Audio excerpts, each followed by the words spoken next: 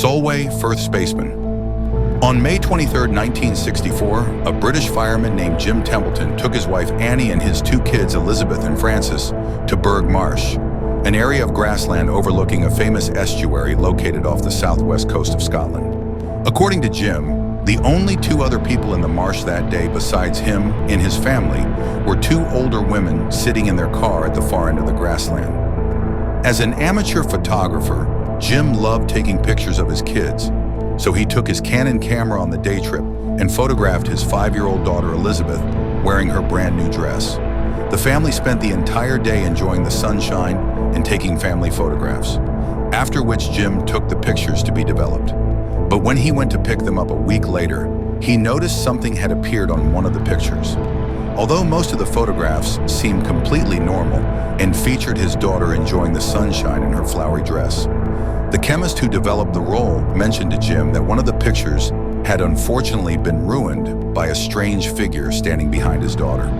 When Jim himself analyzed the photo in question, he was sort of disturbed. Standing right behind his daughter in the grassland was the figure of what appeared to be a man in a spacesuit. This was pretty shocking to Jim, as he was 100% sure that there had been nobody else with him and his family at the marsh that day. Suspecting that maybe the chemist had somehow altered the photograph, he sent it to Kodak for analysis. But a few days later, they got back to him with confirmation that the photograph was genuine and hadn't been altered in any way. For some reason, Jim's first reaction was to go to the police, but understandably, they weren't interested in the case and immediately dismissed him. Determined to get the story out there, Jim then went to the owners of the local newspaper, who were a lot more interested in the story than the cops. The next day, the photograph of Jim's daughter was in every newspaper in Cumbria. The mysterious, unexplained image started gaining traction, and a few days later, the photograph of the little girl was now being featured in pretty much every newspaper in the world, with millions of people wondering where the spaceman had come from. As the photograph received more and more international attention, Kodak seized the opportunity for free publicity by launching a prize for anyone who could prove the photograph had been faked, but nobody could. While the photograph was being published by dozens of newspapers all over the world, a similar incident in Australia made the story explode even more. Just days after Jim took the now infamous photograph, a Blue Streak missile launch at the Woomera test range in South Australia was aborted after the missile technicians got spooked at the sight of two large men standing in the firing range. In a BBC interview, Jim alleged that when the technicians saw his daughter's photograph in an Australian newspaper, they claimed the figures they had seen on the firing range were identical to the spaceman in the photograph. Although this was never officially confirmed, Jim's allegations brought even more attention to the story when it was revealed that the Blue Streak missile, whose launch had been aborted in South Australia, had been built at a base very close to Solway Firth. As the story blew up, Jim mentioned that a few days after the photograph was published, two men in suits claiming to be UK government agents arrived at his door. According to Jim, the men refused to show him their ID, claiming that they were only identified as number 9 and number 11 by the government. Although he didn't buy the story, the men were extremely insistent that Jim take them to the exact spot where the photograph was taken. When they arrived, Jim mentioned to the two mysterious men in suits that when he took the photograph, he had not seen the spaceman in the marsh. Allegedly, as soon as he said that, the two men got back in their car and drove away abruptly, leaving him to walk home alone. In a later interview, Jim dismissed the men as frauds who were probably just pulling his leg and were probably not involved with the government. As you can imagine, while all of this is happening, people started speculating and coming up with all kinds of theories to explain the appearance of the mysterious spaceman in Jim's picture. After all this did happen in 1964, at the very peak of the space race, and a lot of people were incredibly suggestible to the idea of life on other planets. For almost 50 years, people came up with all kinds of theories to explain the spaceman in the photograph, most of them relating to extraterrestrial life or a possible staging. But it wasn't until 48 years later in 2012 that a solid theory by a credible source finally came to light. According to Dr. David Clark, a social sciences professor at Sheffield Hallam University, the mysterious spaceman was really just Jim's wife, Annie Templeton, who had probably walked into the photograph without Jim noticing and turned her back to Jim at the exact moment he took the picture. If you look at some of the other photographs Jim took that day, you can see Annie was wearing a blue dress and had her arms exposed, which explains how she could end up looking like a spaceman if the photograph was overexposed. Because Jim's intention was to photograph his daughter and not his wife, it's very possible that Annie was out of focus in the picture, which made her dress and body look very white after the role was developed, almost like she was wearing a spacesuit. As for the dome-like helmet on her head, this was probably just a cloud or the moon, which is often visible during the daytime when it's in its waxing gibbous phase, which it was on that day. Although this is the most logical explanation, if you look up explanations for the Solway Firth Spaceman photo today, you'll still find literally thousands of blogs and videos with all kinds of outlandish theories about the image, with some of them even being pretty new. Considering all the information available today, it's very safe to say this image has been debunked. It doesn't show some mystery spaceman the family just hadn't noticed in person or some other kind of extraterrestrial life. However, the Solway Firth Spaceman photo will always be a classic in the bizarre images genre. Charlie No-Face Raymond Robinson was born in 1910 in Beaver County, Pennsylvania, and lived pretty much as every normal kid did at the time. He went to school, spent time with his family, played with his friends, and did chores around the house. But a few years later, a tragic incident changed his life forever. One day in June 1919, when Raymond was 9 years old, he spent the morning with his friends at a local swimming hole. On their way home, they crossed the Pittsburgh Harmony Butler and Newcastle Railway Bridge, where they spotted a bird's nest sitting on top of a pole. After daring each other to climb on top of the pole and count the birds inside the nest, Raymond stepped forward to take the dare and began climbing the pole. This is where things get a little dark. Unfortunately, the pole was connected to a live wire with over 25,000 volts of electricity. At some point during the climb, Raymond accidentally touched the coil, and you can probably guess what happened next. A couple of hours later, he woke up in the hospital where the doctors were shocked he'd even survived the incident. Sadly, Raymond's eyes were literally burned out, and the rest of his face, arms, and hands were also badly burned, leaving him looking unfortunately less human. After an incident like that, a lot of people would completely give up on life, but not Raymond. As soon as he was discharged from the hospital, he learned Braille and started weaving doormats, wallets, and belts as a way to make some extra cash. In his nephew's own words, he never discussed his injuries or problems at all. It was all just a reality, and there was nothing he could do about it, so he never spoke about it. He never complained about anything. All throughout the rest of his childhood and well into his adult years, Raymond loved listening to the radio during the day and going on long walks along Route 351 at night, sometimes for hours at a time. When rumors started spreading in Beaver County about a man without a face walking the streets of Pennsylvania in the dead of night, the locals did everything they could to catch a glimpse of him. Even though he mostly avoided contact with strangers out of fear of scaring people, they always ended up finding him. Although most of the locals were just curious to meet him and make friends with him, others abused him pretty brutally for no reason, sometimes offering him rides and dropping him off far away from home, hitting him with their cars and even physically beating him. But even with all the abuse, Raymond refused to let it get to him and continued going on his walks for several decades. Even though Raymond was obviously a real person and a pretty nice guy, according to everyone who met him, an urban legend quickly grew around him while he was still alive, which earned him the nicknames Charlie No-Face and Green Man. According to the legend, Charlie No-Face was a sort of ghoul or boogeyman who walked the streets of Pennsylvania at night looking to terrorize anyone who crossed paths with him. Though a lot of people didn't believe it and chalked it up to another urban legend that didn't carry any truth whatsoever. However, some people who found him walking the streets took images of him, which took the urban legend to a whole new level. But still, a lot of people thought the images were fake, when in reality, they were 100% real, only the legend behind them wasn't. Even though the real Raymond Robinson died in 1985, people have continued to carry the legend to this day, spreading rumors about alleged sightings of a terrifying monster with no face haunting the streets of Beaver County. As you can imagine, the locals have put their own twist on the story through the decades, with some people claiming Charlie No-Face intentionally ripped off his own face just to scare people at night, and others alleging he fell into a vat of acid. Although the myth of Charlie No-Face checks pretty much all the boxes of a traditional urban legend, this is one of those rare cases where it actually carries some truth. You could really find Raymond walking the streets at night looking like he did in the images taken of him, only he wasn't looking to scare or harm anybody, but rather simply go on a walk.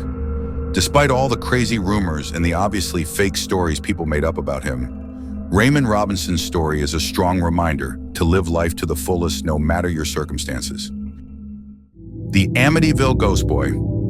In December 1975, George and Kathy Lutz moved into their new home at 112 Ocean Avenue in Amityville, New York, just 40 miles from New York City. The 5-bedroom Dutch colonial house was George and Kathy's dream home, especially since they only had to pay $80,000 for it. If the price seems too good to be true, that's because it was, and George and Kathy were well aware that the house had been vacant for a year after the last family who lived at 112 Ocean Avenue had been violently murdered in November 1974, just over a year before the Lutzes moved in. 23-year-old Ronald DeFeo Jr. brutally murdered his family in their sleep, triggering a long, dark, and confusing court case that concluded with more questions than answers. Despite the house's history, the Lutzes were thrilled to be moving in, but their joy was short-lived. Less than a month later, they abruptly left the home with all their belongings inside and never returned, claiming that the house was haunted by evil spirits. When asked about what happened at the house, George mentioned that ever since they moved in, they had been consumed by intense mood swings and dark emotional episodes where he would start to feel an intense sense of hatred towards his family. The family also alleged that they had seen a mysterious green slime oozing down from some of the walls at random times throughout the day, and had even been waking up almost every night at exactly 3:15 a.m., the same time the previous family had been murdered. In one particularly disturbing incident, George claimed that one night when he was standing on the front lawn, he saw a half-man, half-pig creature with red eyes staring down at him from one of the upstairs windows. According to the priest who had blessed the house after the Lutzes moved in, on the day of the blessing, he had allegedly heard a male voice shouting at him to get out of the house, and in the days following his visit to the Lutzes' home, he claimed to have fallen ill with blood seeping out of his hands. After leaving the home, the Lutzes wrote a book about their experience, which went on to inspire countless horror movies, including the original 1979 The Amityville Horror, the 2005 remake of the same movie featuring Ryan Reynolds, and The Conjuring 2, which revolved around Ed and Lorraine Warren's investigation of the allegedly haunted house at 112 Ocean Avenue. In 1952, Ed and Lorraine Warren founded the New England Society for Psychic Research. For 50 years, the couple ran a well-known paranormal investigations operation, with several of the cases they investigated serving as the inspiration for movies such as Annabelle and The Haunting in Connecticut. 5 months after the Lutz family left the house on Ocean Avenue, the Warrens conducted an investigation of the house during which they alleged that all kinds of creepy things happened to them, none of which were caught on camera, though. During the investigation, Ed and Lorraine captured a photo of what appears to be a child with creepy glowing eyes poking his head out of the basement door, which you've very likely seen before, as it's gone on to become one of recent history's most infamously creepy photos since it was captured back in 1976. Although the Warrens and their fans promoted the theory that the boy in the image was the spirit of John DeFeo, who was around the same age as the boy in the creepy picture at the time his brother murdered him, the reality is a lot less dark and exciting. During their investigation, the Warrens were assisted by Paul Bartz, another investigator, and if you look at some of the pictures of Bartz from that night, you'll notice he was wearing a plaid shirt very similar to the one worn by the supposed ghost boy. As it was later discovered, despite the Warrens' claims, the boy in the picture was not actually a boy at all, but Paul Bartz kneeling on the floor and taking some measurements. The creepy glare of his eyes was caused by the reflection of his glasses and not by some strange demonic force, as the Warrens claimed in later interviews. As of 2024, much if not all of the alleged haunting that took place at the house on Ocean Avenue in 1975 has been debunked. In fact, in the public view, many people remember Ed and Lorraine Warren as charlatans and scammers who did some pretty messed up stuff at the height of their power. That, along with the photo being proved as a setup, is almost conclusive evidence that nothing was really going on here, and everything claimed to have happened was a straight-up lie.